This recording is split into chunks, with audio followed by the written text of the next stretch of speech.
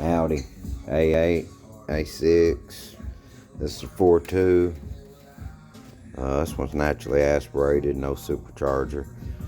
Let's talk about the main oil leaks I see, guys. Everybody knows oil filter housing gasket.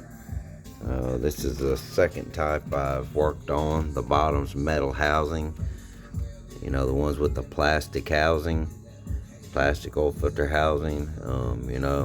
Just replace the housing. The gasket leaks, but the housing warps and will cause leaks. If you got oil running down the bell housing on the transmission on both sides, and you got the plastic oil filter housing, it replaced the housing, replaced the gasket. That's not what we're on this one. This one's got the metal housing. There's gaskets under, and a gasket back here. It's a O-ring. So that was a leak on this one. There's oil in the valley. I used the camera. Got in the valley. It's full of oil. It's running down both sides. It's coming out here, running down. Another shop thought the oil cooler down there was leaking, and it may be, but we're gonna fix these top leaks and see what we got. Actually got it all back together, guys, and I left one of the main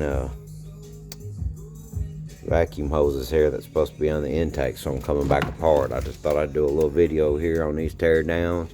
You got T30s on the intake, T30s all got to come out. Your 14s on the fuel line, 14 on this side, get your T30s out, 14 on this fuel line, and then you can take this fuel line up and out. So then on the back, on this air pipe back here, I got it off the throttle body. Then get all your connections, these quick connects, all these hoses off the throttle body, and then I slip it out of that air pipe there. Another thing, there's some small little 30s in there on different brackets, fuel line brackets and stuff like that. It's gonna hold down. Other than that, get on the front, get your connections loose that are gonna keep you from coming out. This hose, this connector's got to come out.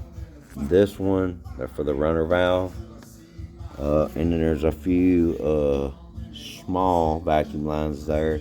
You gotta take this bottom one off, and this front one can stay. This connector, if I didn't say. So I'm taking the intake back off because I forgot that line. But you guys can do this. Valve cover gaskets are always leaking on these. I look at them from the bottom, or you can use an inspection mirror right here and see that there's oil. This one is leaking, and I think the oil cooler seals are going to have to be replaced. But those are the common oil leaks on these things.